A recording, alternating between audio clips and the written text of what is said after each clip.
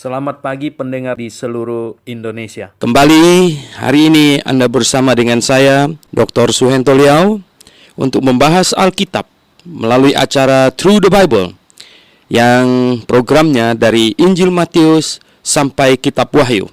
Dan hari ini kita tiba di Injil Lukas pasal yang ke-18. Injil Lukas pasal yang ke-18. Dan saya persilakan Pak Alkitab buku untuk membacanya dari ayat 1 hingga ayat yang ke-17. Namun sebelumnya mari kita berdoa terlebih dahulu. Bapa Sorgawi, kami mohon pimpinan-Mu agar ketika kami membahas firman-Mu, sungguh akal budi kami diberkati dan dipimpin, sehingga kami bisa memahami kebenaran-Mu dengan sebaik-baiknya. Kami berdoa dalam nama Tuhan Yesus Kristus. Amin. Oke, silakan Pak Alki untuk membacanya bagi kita. Yesus mengatakan suatu perumpamaan kepada mereka untuk menegaskan bahwa mereka harus selalu berdoa dengan tidak jemu-jemu. Katanya, dalam sebuah kota ada seorang hakim yang tidak takut akan Allah dan tidak menghormati seorang pun. Dan di kota itu ada seorang janda yang selalu datang kepada hakim itu dan berkata, "Belalah aku terhadap lawanku." Beberapa waktu lamanya hakim itu menolak. Tetapi kemudian ia berkata dalam hatinya, "Walaupun aku tidak takut akan Allah dan tidak menghormati seorang pun, namun karena janda ini menyusahkan aku, baiklah aku membenarkan dia, supaya jangan terus saja ia datang dan akhirnya menyerang aku."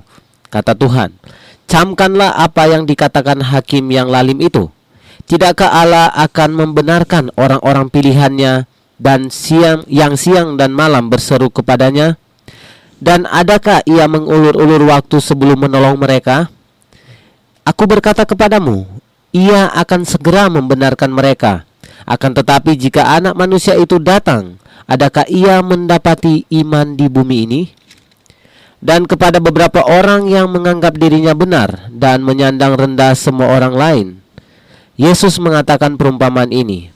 Ada dua orang pergi ke bait Allah untuk berdoa. Yang seorang adalah Farisi dan yang lain pemungut cukai. Orang Farisi itu berdiri dan berdoa dalam hatinya begini, "Ya Allah, aku mengucap syukur kepadamu karena aku tidak sama seperti semua orang lain. Bukan perampok, bukan orang lalim, bukan pezina, dan bukan juga seperti pemungut cukai ini. Aku berpuasa 2 kali seminggu. Aku memberikan 1/10 dari segala penghasilanku." Tetapi pemungut cukai itu berdiri jauh-jauh. Bahkan ia tidak berani menengadah ke langit, melainkan ia memukul dirinya dan berkata, "Ya Allah, kasihanilah aku orang berdosa ini." Aku berkata kepadamu, orang ini pulang ke rumahnya sebagai orang yang dibenarkan Allah, dan orang lain itu tidak. Sebab barang siapa meninggikan diri, ia akan direndahkan, dan barang siapa merendahkan diri, ia akan ditinggikan. Maka datanglah orang-orang membawa anak-anaknya yang kecil kepada Yesus, supaya ia menjamah mereka. Melihat itu, murid-muridnya memarahi orang-orang itu. Tetapi Yesus memanggil mereka dan berkata, "Biarkanlah anak-anak itu datang kepadaku, dan janganlah kamu menghalang-halangi mereka. Sebab orang-orang yang seperti itulah yang empunya kerajaan Allah.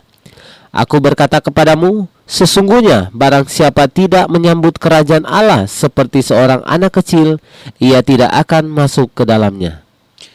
Oke, pendengar yang saya kasih dalam Yesus Kristus, perikop ayat 1 hingga ayat yang ke-8, yaitu mengenai sikap seorang hakim dengan usaha seorang janda. Dan di ayat 1 Tuhan Yesus berkata bahwa perumpamaan ini adalah untuk menegaskan bahwa mereka harus selalu berdoa dengan tidak jemu-jemu. Ya, setiap orang yang datang kepada Tuhan, yang percaya kepada Tuhan, dia harus berdoa dengan tidak jemu-jemu. Tetapi tidak boleh berdoa secara bertele-tele.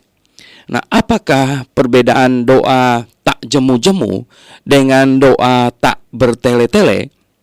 Itu adalah tak jemu-jemu itu diulangi lagi. Pagi berdoa, ya, siang berdoa, malam berdoa, ya, kemudian tengah malam berdoa, paginya lagi berdoa. Jadi doa dengan tidak jemu-jemu kepada Tuhan. Di dalam doa yang tidak jemu-jemu itu malah mengandung satu iman, ya, satu keyakinan bahwa Tuhan mendengar, bahwa mengandung kesungguhan di dalamnya, yaitu doa yang tidak jemu-jemu. Tetapi doa yang bertele-tele, ya, misalnya hanya omong itu bolak-balik sampai beratus-ratus kali, sampai beribu-ribu kali, begitu, hanya itu yang diomongkan, ya. Ini doa bertele-tele yang Tuhan tegur di dalam Injil Matius pasal yang ke-6, ya. Di situ dengan kalau kamu berdoa, katanya, janganlah, ya, itu secara bertele-tele, ya. Ayat 7 dari Injil Matius pasal 6. Lagi pula dalam doamu itu janganlah kamu bertele-ketele seperti kebiasaan orang yang tidak mengenal Allah, ya. Mereka yang tidak mengenal Allah, mereka bisa menyebut kata-kata yang sama semalaman misalnya, ya. Itu doa yang bertele-tele. Tetapi doa yang tidak jemu itu bukan satu saat itu mengucap itu ulang-ulang terus, atau ya kembali di situ saja. Seringkali orang berdoa kepada Tuhan supaya kedengaran cakep dan penuh semangat. Tuhan, saya minta kepadamu, sampai sepertinya nadanya memerintah Tuhan. Itu tidak benar itu, ya. Berdoa itu adalah kita berbicara kepada Tuhan. Tuhan yang mengasihi kita. Tuhan yang, ingat, bukan anak buah kita. Jangan sampai berdoa demikian sikap nada kita. Dan juga, ya, tidak boleh kata-katanya dibuat-buat supaya indah dan lain sebagainya. Jangan. Kita harus berdoa dengan kata-kata yang baik, ya. Kita harus berdoa dengan sikap hati yang baik kepada Tuhan, yang mengasihinya juga, gitu, ya. Karena Dia mengasihi kita, kita berdoa dengan sikap yang mengasihi Dia. Bukan banyaknya kata-kata, mesti banyaknya kali kita berdoa. Itu yang Tuhan mau, ya. Kalau banyaknya kata-kata, Tuhan, ya, kuatkan, teguhkan, kencangkan, sama semuanya itu sebenarnya, ya. Itu hanya bervariasi kata-katanya saja, tapi pada dasarnya itu sama saja. Nah, pendengar yang saya kasih dalam Tuhan, Tuhan mau kita berdoa dengan tidak jemu-jemu, katanya, tetapi jangan bertele-tele, katanya. Jadi ini yang Tuhan mau ajarkan. Dan kemudian Dia menceritakan satu perumpamaan. Ini perumpamaan tentang khasiat berdoa tak jemu-jemu, gitu. Bukan doa yang bertele-tele, tetapi khasiat berdoa tak jemu-jemu. Nah, doa tak jemu-jemu ini Tuhan gambarkan dengan seorang janda yang datang kepada hakim, ya. Kepada hakim yang hakimnya lalim ini. Ya, padahal Tuhan tidak lalim, gitu, ya. Datang kepada hakim yang lalim ini, ya. Dan memohon terus, ya. Ntar datang lagi tengah malam, ntar datang lagi pagi, gitu. Minta supaya dia dibela haknya. Pendengar yang saya kasih dalam Yesus Kristus, sebenarnya pokok doa ini apa? Ini bukan pokok doa urusan yang kalau berdoa minta mercy kepada Tuhan, lalu berdoa dengan kita klaim Tuhan, kita klaim ini, klaim itu. Emangnya Tuhan perusahaan asuransi? Pakai klaim-klaiman segala macam? Enggak. Ini janda punya kasus ini adalah kasus keadilan. Belalah hakku, ya. Kasus keadilan. Sesungguhnya, pendengar yang saya kasih dalam Yesus Kristus, kalau masalah keadilan, masalah kemanusiaan, bahkan orang yang tidak mengenal Tuhan pun dibela oleh Tuhan. Mengapa? Mengapa membunuh orang yang tidak mengenal Tuhan, Tuhan marah juga? Karena semua manusia diciptakan oleh Allah sesuai dengan peta dan gambar Allah. Jadi barang siapa yang berbuat jahat kepada manusia, barang siapa yang menghina manusia, yang dibuat sesuai dengan peta dan gambar Allah itu, dia sama dengan menghinakan Allah. Jadi, oleh sebab itu masalah keadilan itu dibela oleh Tuhan. Dan ya, ketika orang diperlakukan dengan tidak adil, ketika orang diperlakukan dengan semena-mena, ya. Nah, maka ya ketika dia berseru kepada Tuhan, oh Tuhan akan mendengarkannya. Tuhan akan mendengarkannya. Jadi pendengar yang saya kasih dalam Yesus Kristus, lihatlah ya, jikalau satu kelompok orang di sebuah negara yang ditindas misalnya, kemudian mereka berseru kepada Tuhan, oh ya, Tuhan akan mendatangkan malapetaka atas negara itu. Karena ada manusia yang diciptakan sesuai dengan peta dan gambar Allah yang diperlakukan dengan tidak adil, ya, yang diperlakukan dengan tidak manusiawi, maka Tuhan akan membela mereka. Jadi sehingga janda ini dia datang kepada hakim yang jahat aja bisa membelanya, maksudnya apalagi Allah. Itulah sebabnya di ayat yang ke-6 dikatakan, camkanlah apa yang dikatakan hakim yang lalim itu. Tidakkah Allah akan membenarkan orang pilihannya yang siang malam berseru kepadanya? Membenarkan orang pilihannya, membela haknya gitu ya, yang berseru siang malam kepadanya. Lebih-lebih lagi orang pilihannya, sekali orang pilihannya berseru kepada Tuhan, jikalau mereka diperlakukan dengan tidak adil, dengan tidak manusiawi, oh maka Tuhan akan segera membela hak mereka, membela mereka. Dan memang ketika kita hidup di dunia ini, kita akan mengalami banyak ketidakadilan ya. Orang-orang yang percaya kepada Tuhan yang benar, orang-orang yang percaya kepada Allah yang benar, seringkali ya bisa diperlakukan dengan tidak adil, seringkali diperlakukan seenak-enaknya. Dan ingatlah, ketika mereka berseru kepada Tuhan, maka Tuhan akan bertindak ya. Tuhan akan mendatangkan malapetaka kepada orang-orang yang bertindak tidak adil itu. Dan Tuhan juga tidak segan-segan untuk menghapuskan sebuah negara bahkan. Jadi pendengar yang saya kasih dalam Yesus Kristus, kita lihat di sini ya, katanya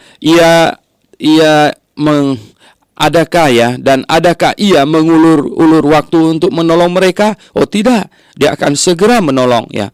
Nah, aku berkata kepadamu, ia akan segera membenarkan mereka. Dan di sini, akan tetapi, jika anak manusia itu datang, adakah ia mendapati iman di bumi? Nah, ketika penganiayaan memuncak, ya, ketika himpitan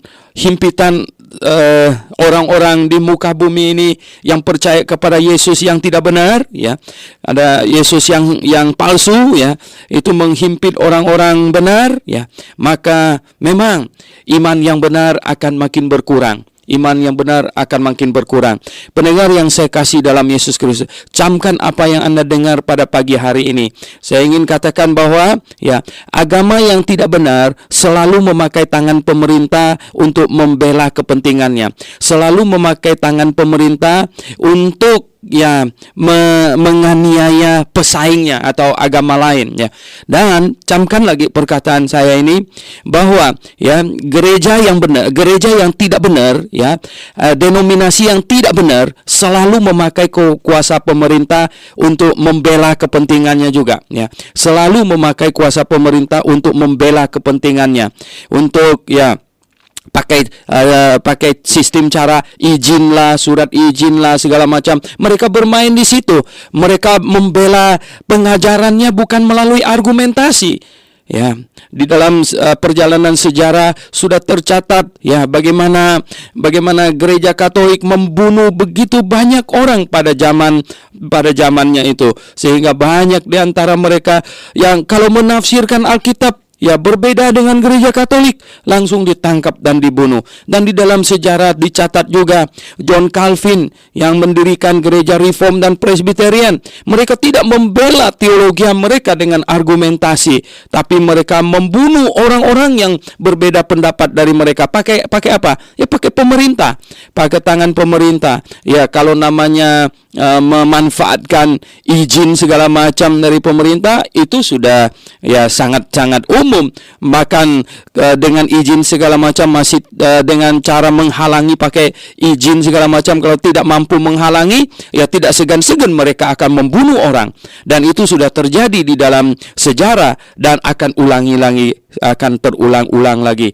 Dan pendengar yang saya kasih dalam Tuhan Yesus, itulah sebabnya Tuhan berkata, akan tetapi jika anak manusia itu datang, adakah ia mendapati iman di bumi? Tentu yang dimaksudkannya itu adalah iman yang benar, iman yang murni, ya, iman yang alkitabiah. Ya, iman yang alkitabiah akan berkurang dan berkurang. Sedangkan iman yang dibela oleh negara, iman yang resmi katanya, ya, iman yang dimana di backing oleh kekuatan pedang, gitu, itu yang akan jaya, itu yang akan makin banyak dan itu akan makin berkembang tentu di muka bumi ini. Tetapi iman yang benar akan makin sedikit. Karena apa? Untuk menghadapi semua itu, ya, pilih-pilih orang yang punya nyali, ya, karena betapa ini dahsyatnya mungkin nanti penganiayaan akan datang. Oleh sebab itu Tuhan bilang, apabila anak manusia datang, adakah ia mendapati iman di bumi?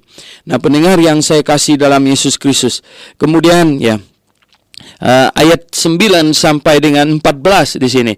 Dan kepada beberapa orang yang menganggap dirinya benar, katanya, dan memandang rendah semua orang itu kemudian Tuhan Yesus menceritakan perumpamaan orang pemungut cukai berdoa dan orang Farisi berdoa di hadapan Allah.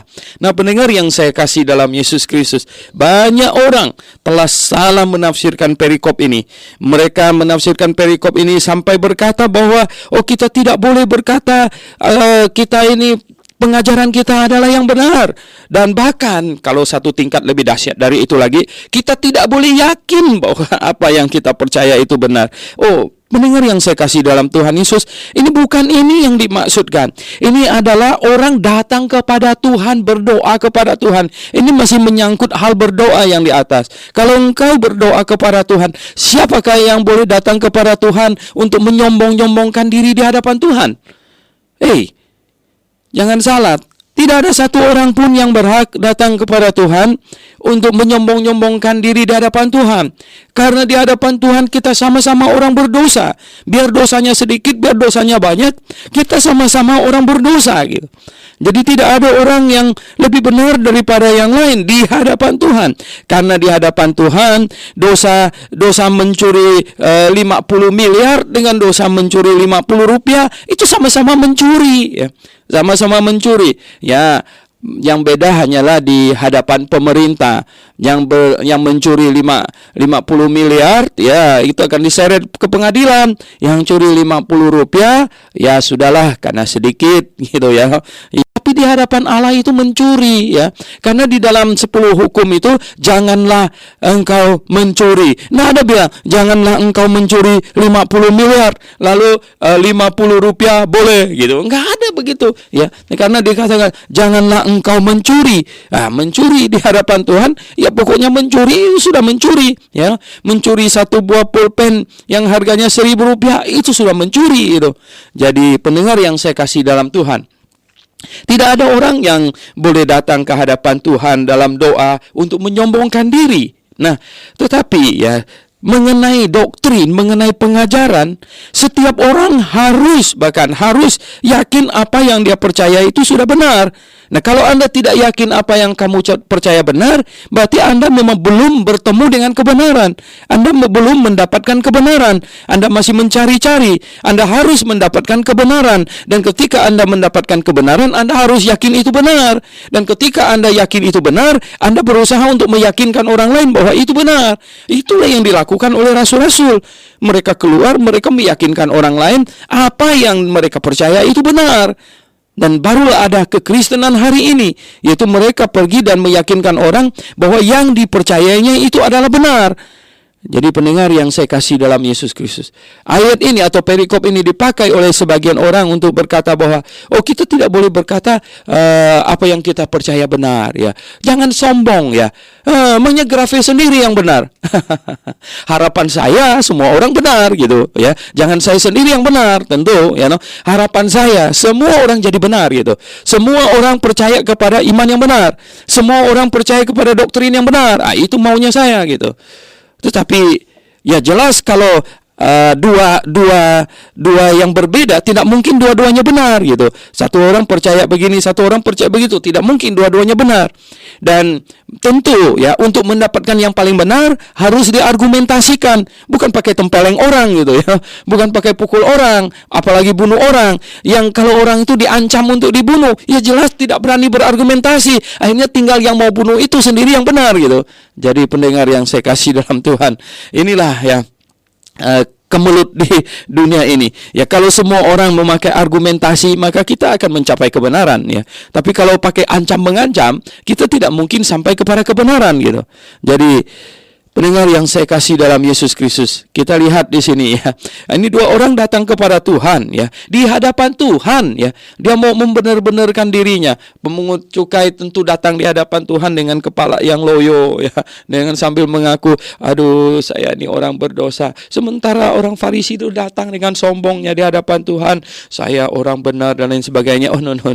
Padahal ya, hari ini lebih lagi kita yang sudah percaya kepada Tuhan Yesus, kita sama-sama sudah dibenarkan. Baik orang yang dosanya besar maupun dosa orangnya kecil, yang dosanya kecil, kita sama-sama sudah dibenarkan di hadapan Tuhan.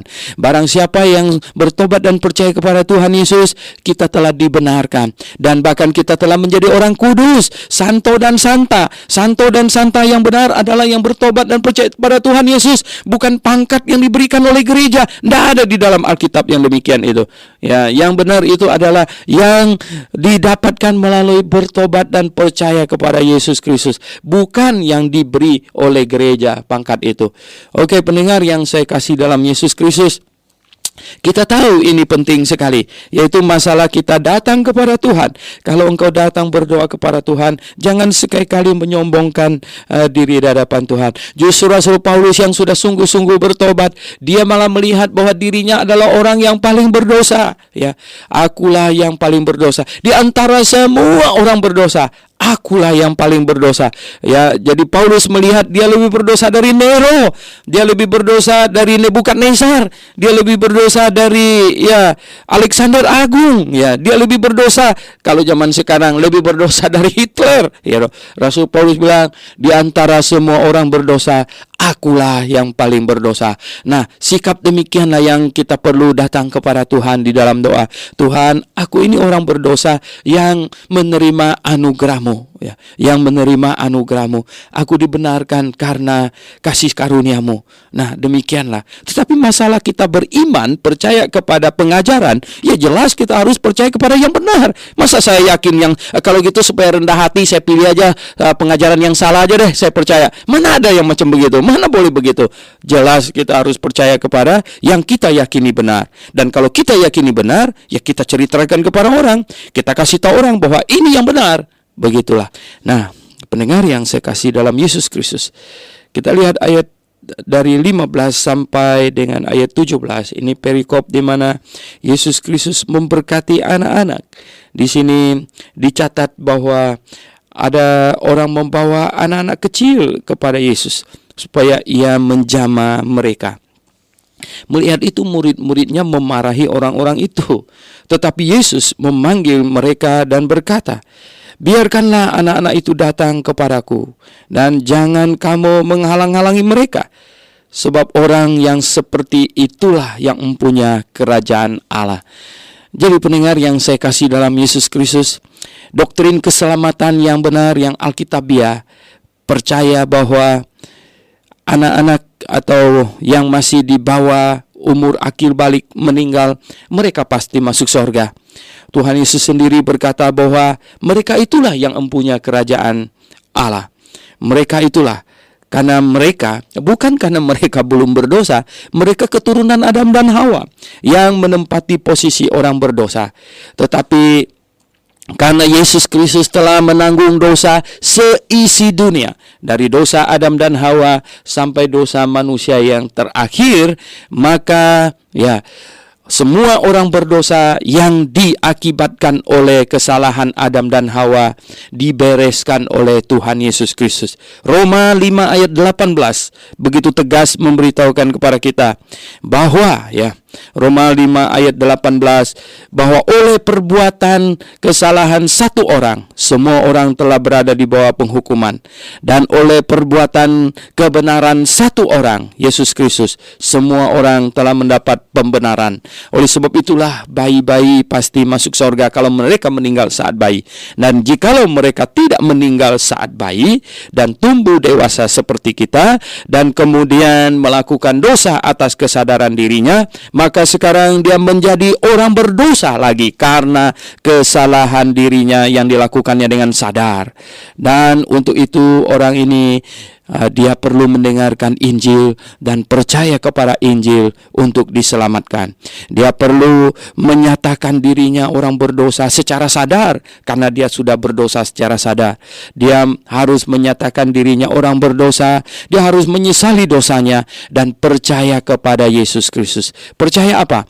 Percaya bahwa Yesus telah menanggung semua dosanya di atas kayu salib. Percaya bahwa Yesus telah menggantikannya dihukum di atas kayu salib. Dengan demikian ia dihitung oleh Allah sebagai orang yang tidak berdosa lagi. Dia dihitung oleh Allah sebagai orang yang dosanya telah dijatuhi hukuman.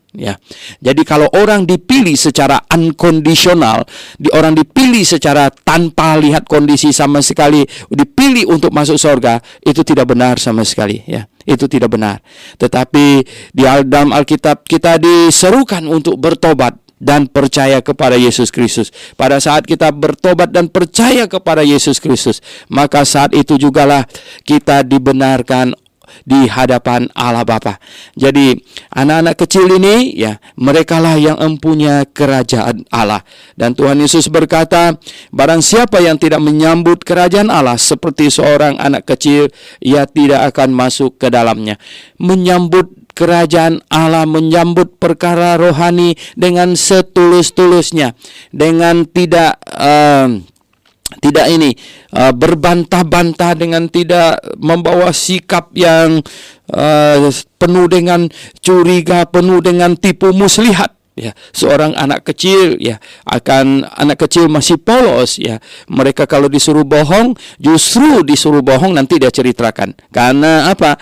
Karena dia disuruh bohong, jadi dia jadi ingat-ingat itu, dia ingat-ingat pasti dia omongkan. Nah, pendengar yang saya kasih dalam Yesus Kristus, kita lihat betapa Tuhan mau kita percaya kepada Injil dengan sepenuh hati kita, bukan dengan separuh-separuh, dengan segala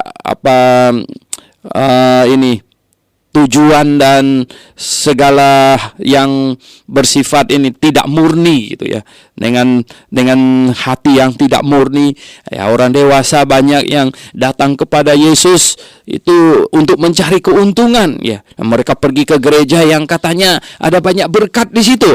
Apa sih sebenarnya yang mereka mau cari itu? Apa mereka mau keselamatan jiwa mereka, atau mereka mau cari berkat materi seperti mereka pergi ke Dewa Gunung Kawi gitu? Jadi pendengar yang saya kasih dalam Tuhan Yesus, itu durhaka itu memperlakukan Tuhan Yesus kayak dukun gitu Kalau datang kepada Tuhan Yesus mau cari berkat materi, itu sama dengan memperlakukan Tuhan Yesus sederajat dengan dukun-dukun gitu yang menawarkan berkat materi. Nah, kita datang kepada Tuhan Yesus untuk penyelesaian masalah dosa kita yang akan menenggelamkan kita ke dalam neraka. Itulah yang menjadi tujuan utama kita. Oke, pendengar yang saya kasih dalam Tuhan, kita sekarang akan membaca dari ayat yang ke-18 hingga ayat yang ke-43. Silakan Pak Akil Tombuku untuk membacakan bagi kita dari ayat 18 hingga ayat 43. Ada seorang pemimpin bertanya kepada Yesus, katanya, "Guru yang baik, apa yang harus aku perbuat untuk memperoleh hidup yang kekal?" Jawab Yesus, "Mengapa kau katakan aku baik? Tak seorang pun yang baik selain daripada Allah saja. Engkau tentu mengetahui segala perintah Allah. Jangan berzina, jangan membunuh, jangan mencuri, jangan mengucapkan saksi dusta. Hormatilah ayahmu dan ibumu." Kata orang itu, "Semuanya itu telah kuturuti sejak masa mudaku." Mendengar itu, Yesus berkata kepadanya, "Masih tinggal satu lagi yang harus kau lakukan. Jualah segala yang kau miliki dan bagi-bagikanlah itu kepada orang-orang miskin, maka engkau akan beroleh harta di sorga. Kemudian datanglah kemari dan ikutlah aku." Ketika orang itu mendengar perkataan itu, ia menjadi amat sedih, sebab ia sangat kaya. Lalu Yesus memandang dia dan berkata, "Alangkah sukarnya seorang yang beruang masuk ke dalam kerajaan Allah. Sebab lebih mudah seekor unta masuk ke dalam lubang jarum daripada seorang kaya masuk ke dalam kerajaan Allah." Dan mereka yang mendengar itu berkata, "Jika demikian, siapakah yang dapat diselamatkan?" Kata Yesus, "Apa yang tidak mungkin bagi manusia, mungkin bagi Allah." Petrus berkata, "Kami ini telah meninggalkan segala kepunyaan kami dan mengikut Engkau." Kata Yesus kepada mereka, "Aku berkata kepadamu, sesungguhnya setiap orang yang karena kerajaan Allah meninggalkan rumahnya, istrinya atau saudaranya, orang tuanya atau anak-anaknya, akan menerima kembali lipat ganda pada masa itu juga, dan pada zaman yang akan datang ia akan menerima hidup yang kekal." Yesus memanggil ke-12 muridnya lalu berkata kepada mereka, "Sekarang kita pergi ke Yerusalem, dan segala sesuatu yang ditulis oleh para nabi mengenai Anak Manusia akan digenapi. Sebab ia akan diserahkan kepada bangsa-bangsa yang tidak mengenal Allah, diolok-olokkan, dihina dan diludahi, dan mereka menyesal dan membunuh dia. Dan pada hari ketiga ia akan bangkit." Akan tetapi mereka sama sekali tidak mengerti semuanya itu. Arti perkataan itu tersembunyi bagi mereka, dan mereka tidak tahu apa yang dimaksudkan. Waktu Yesus hampir tiba di Yeriko, ada seorang buta yang duduk di pinggir jalan dan mengemis. Waktu orang itu mendengar orang banyak lewat, ia bertanya, "Apa itu?" Kata orang kepadanya, "Yesus orang Nazaret lewat." Lalu ia berseru, "Yesus anak Daud, kasihanilah aku." Maka mereka yang berjalan di depan menegur dia supaya ia diam. Namun semakin keras ia berseru, "Anak Daud, kasihanilah aku." Lalu Yesus berhenti dan menyuruh membawa orang itu kepadanya. Dan ketika ia telah berada di dekatnya, Yesus bertanya kepadanya, "Apa yang kau kehendaki supaya aku perbuat bagimu?" Jawab orang itu, "Tuhan, supaya aku dapat melihat."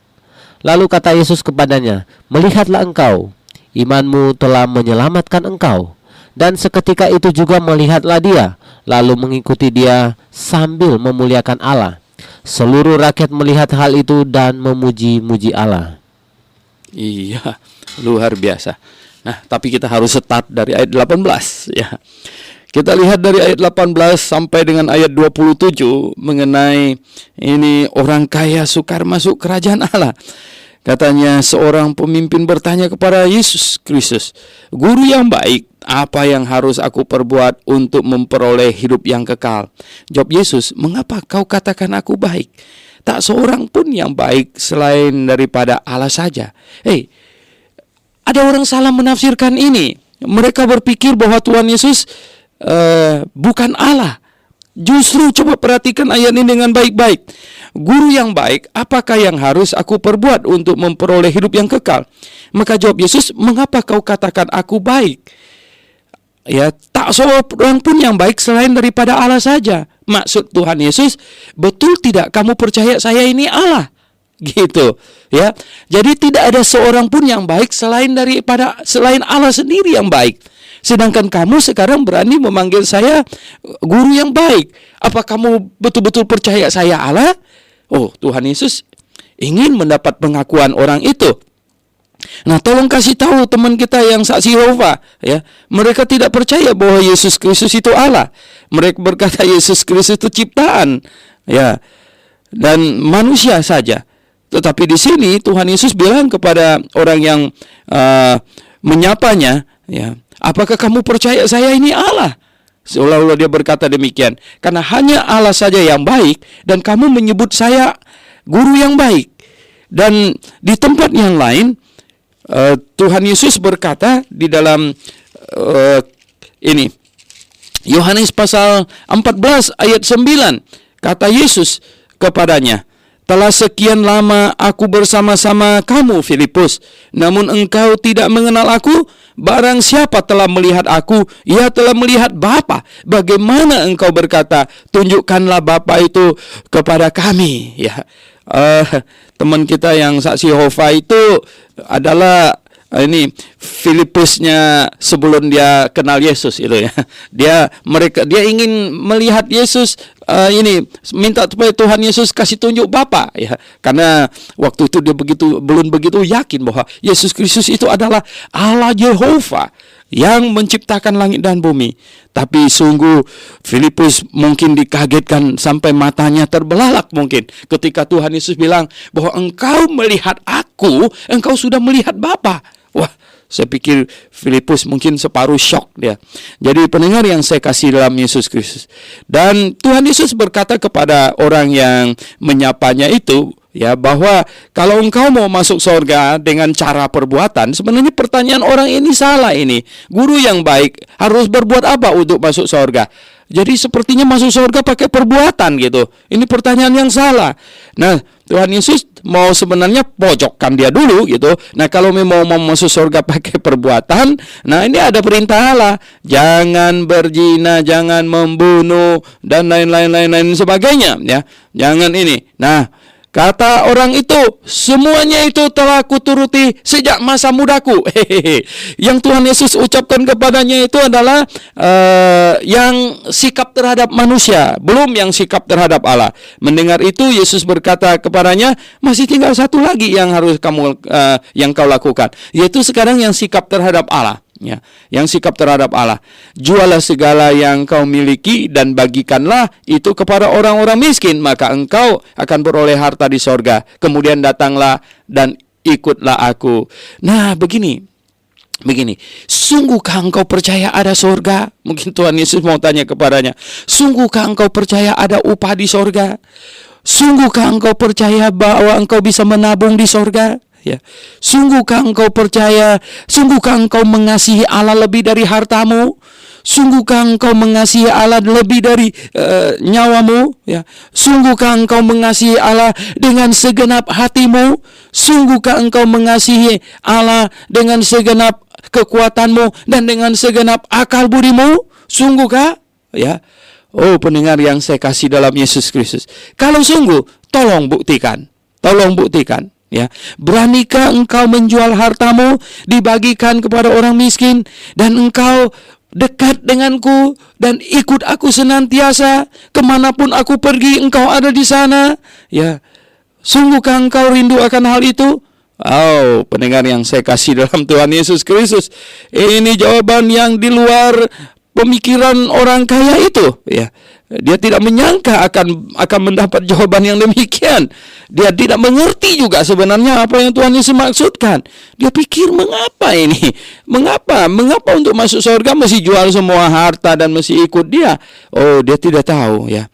Yang sedang berbicara kepadanya itu adalah Allah yang Maha Kuasa, Allah pencipta langit dan bumi, yang sekarang sedang jalan-jalan di tanah ciptaannya, yang sedang jalan-jalan di tengah-tengah orang-orang ciptaannya. Dan jikalau engkau mengasihi Allah, engkau senantiasa ingin ada bersama dengan Allah.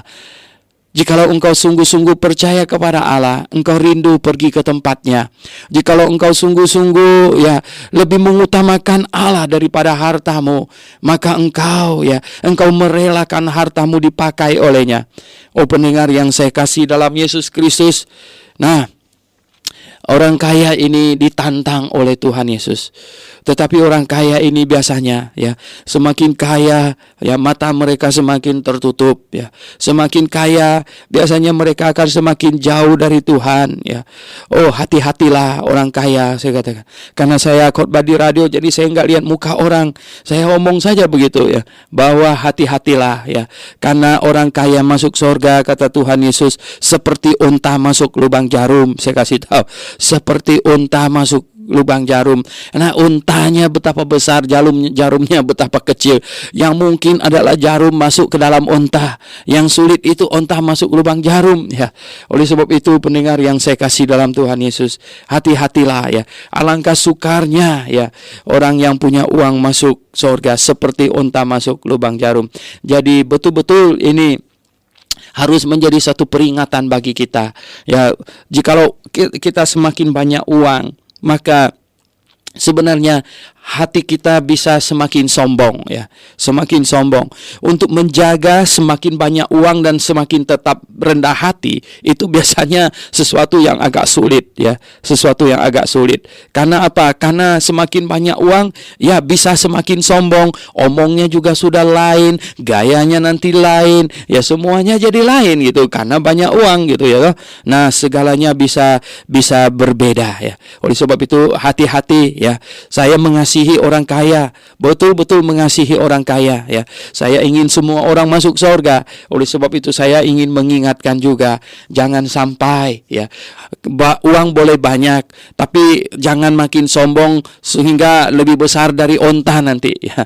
Saya seringkali ini mau menginjil orang kaya kok susah amat ya. Saya pernah dibawa oleh satu orang pergi ke satu rumah, satu konglomerat. Wah, gayanya saya lihat ini terima Injil ini ya. Dianggap dia benar semua-muanya, dianggap dia paling hebat, dianggap dia paling tahu, dianggap ini ya, tidak ada orang lebih tahu dari dia. Ya, tentu yang dia pikirkan itu apa? Karena dia begitu berhasil, karena dia sudah bisa dapatkan uang begitu banyak ya, dan lain sebagainya. Ya, sehingga kita tidak bisa berita Injil, omong Injil sama dia lagi. Untuk bicara kebenaran, susah sekali. Wah, saya bilang waktu pulang di mobil, saya bilang, ini kita ketemu onta besar ini onta besar ya, yang kecil aja nggak bisa masuk lubang jarum, apalagi yang sebesar ini ya. Jadi pendengar yang saya kasih dalam Yesus Kristus. Nah, di sini katanya ya. Nah, dan katanya, dan mendengar itu, jika demikian kata muridnya, siapakah yang dapat diselamatkan? Kata Yesus, apa yang tidak mungkin bagi manusia, mungkin bagi Allah ya. Nah, betul, sebenarnya tidak mungkin manusia masuk surga. Jangankan yang kaya yang seperti onta ya. Yang berdosa sekecil apapun juga tidak mungkin bisa masuk surga. Ya, yang dosanya kecil. Karena apa? Karena surga tempat yang maha kudus. Ya, yang dosanya sekecil apapun juga nggak bisa masuk. Tetapi tidak demikian bagi Allah, karena Allah mempunyai jalan. Yesus Kristus dikirim dan tersalib di atas kayu salib menanggung dosa seisi dunia. Kalau orang mau datang bertobat dan percaya kepadanya, akan diselamatkan. Nah, kemudian murid-muridnya kemudian berbicara bahwa kita sudah tinggalkan segala-gala dan kita sudah sudah tinggalkan keluarga dan lain sebagainya. Katanya kita dapat apa? Ini murid-murid ini sebenarnya di sini masih tidak begitu benar ini ya. Mereka masih pikirkan masalah upah duniawi ya. Mereka masih pikirkan ini mereka mungkin akan jadi menteri kalau Tuhan Yesus jadi raja dan lain sebagainya. Tetapi Tuhan Yesus ya memang murid itu kadang-kadang pengertiannya masih cetek ya, tidak dilayani dengan tinggi gitu. Nanti jadi terlalu keras untuk ditelan ya. Kemudian Tuhan Yesus berkata, memang setiap orang yang karena kerajaan Allah meninggalkan rumahnya, istrinya dan saudaranya, orang tuanya, anak-anaknya menerima kali berganda ya. Pada zaman sekarang ini juga yang hidup yang kekal. Nah, pendengar yang saya kasih dalam Yesus Kristus, yang Tuhan Yesus bicarakan itu bukan kali-kali lipat di dunia ini. Sebenarnya yang ditekankan itu adalah kerohanian ya. Tetapi memang betul di dalam persaudaraan di dalam Yesus Kristus kita punya persaudaraan. Kita lebih banyak saudara dari yang kita punya secara daging ya. Saya pergi ke Amerika, saya punya ratus saudara, dan saya punya banyak rumah, banyak di sana yang mau menampung supaya kami tinggal seminggu di rumahnya. Yang satu bilang mari tinggal di rumah saya 1 minggu dan lain sebagainya. Wah, saya jadi banyak rumah ini. Tetapi hati-hati, jangan melayani Tuhan tinggalkan istri, nanti dia ganti istri yang berlimpah-limpah. Itu nggak benar itu ya. Di situ nggak benar. Jadi saudara yang saya kasih dalam Yesus, bukan itu yang Tuhan Yesus maksudkan. Tuhan Yesus maksudkan itu adalah secara keseluruhan maksudnya. Kalau kita berkorban demi kami untuk melayani Tuhan, ya, maka Tuhan tidak mungkin merugikan kita. Tuhan tidak mungkin tidak menggantinya. Maka Tuhan pasti akan memperhatikan kita. Itu yang paling penting di situ, ya.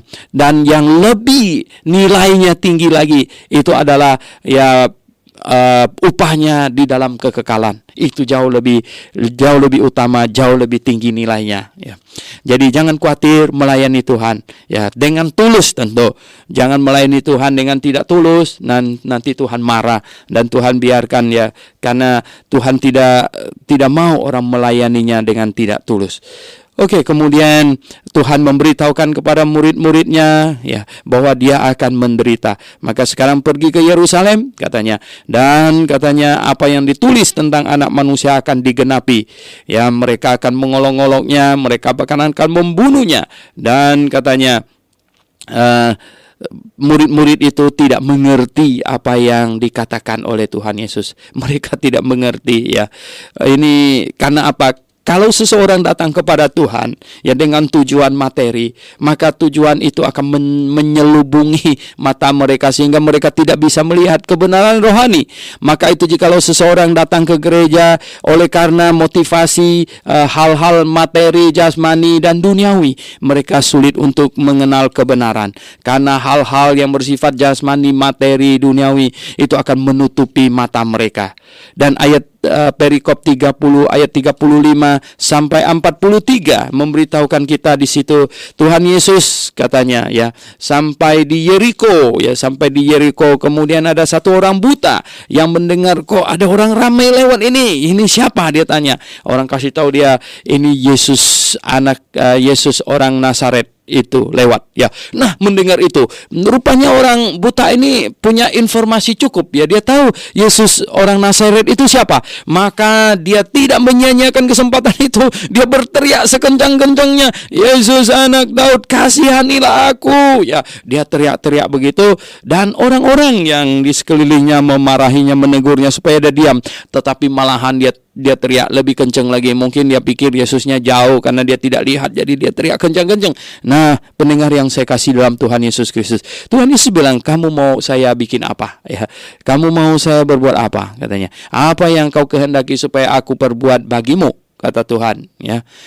Dan orang itu menjawab simpel saja, Tuhan supaya aku dapat melihat, ya.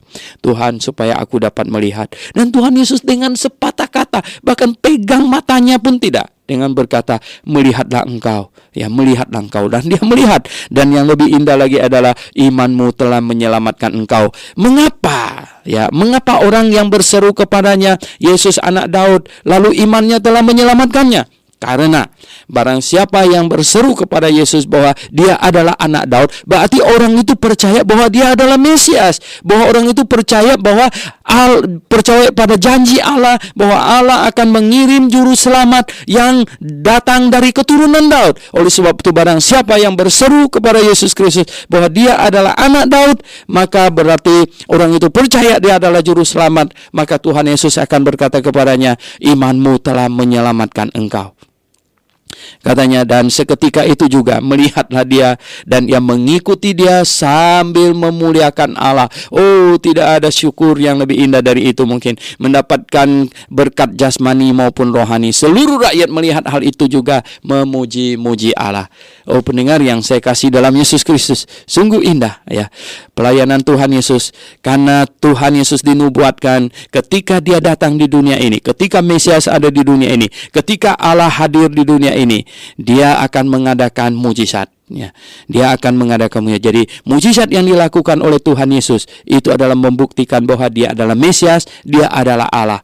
Sedangkan mujizat yang dilakukan oleh para rasul-rasul itu membuktikan bahwa mereka adalah rasul dari Yesus Kristus. 2 Korintus 12 ayat 12. Dan sekarang jikalau hari ini seseorang melakukan mujizat, ya, maka itu membuktikan bahwa mereka Mesias palsu, membuktikan bahwa mereka itu adalah anak-anak iblis. Saudara yang saya kasih dalam Tuhan Yesus, itu Alkitab saya ngomong. Alkitab saya ngomong. Matius pasal 24, silakan Anda baca. Tuhan Yesus berkata Mesias-Mesias palsu akan datang dan mereka akan melakukan mujizat-mujizat, bahkan yang dahsyat, yang hebat. Oleh sebab itu saudara yang saya kasih dalam Tuhan Yesus, itu Alkitab saya ngomong. Jadi Tuhan Yesus melakukan mujizat untuk membuktikan dirinya Allah, dia adalah Mesias. Rasul-rasul melakukan mujizat membuktikan bahwa mereka adalah rasul-rasul Yesus Kristus. Di dalam 2 Korintus 12 ayat 12 mengatakan, sementara kalau Mesias-Mesias palsu datang akan membuktikan mereka Mesias palsu dengan melakukan mujizat-mujizat. Hati-hati, camkan dengan baik-baik. Oke, mari kita berdoa. Bapa di sorga, terima kasih untuk firman-Mu yang memerdekakan kami. Terima kasih untuk yang memberi pengertian kepada kami. Terima kasih Tuhan untuk firman-Mu yang menuntun langkah-langkah hidup kami. Tuhan, kiranya apa yang kami lakukan ini untuk kemuliaan nama-Mu, dan tuntunlah setiap pendengar hari ini dalam kehidupan mereka sehari-hari dan juga seterusnya. Kami berdoa dalam nama Tuhan Yesus Kristus. Amin. Nah, pendengar yang saya kasih dalam Yesus Kristus, jikalau Anda mendapat berkat melalui acara Through the Bible ini, yang akan membahas Alkitab satu hari satu pasal, dari Injil Matius sampai Kitab Wahyu, dan besok kita akan masuk Injil Lukas pasal yang 19. Dan jikalau Anda ingin melayani Tuhan bersama-sama dengan saya, mari luangkan sedikit waktu, beritahukan kepada teman Anda akan acara ini, biar mereka mendengar sama-sama. SMS mereka, kasih tahu mereka acara ini. Maka dengan berbuat demikian, Anda telah melayani Tuhan bersama-sama dengan saya. Sampai jumpa di udara besok pagi. Amin.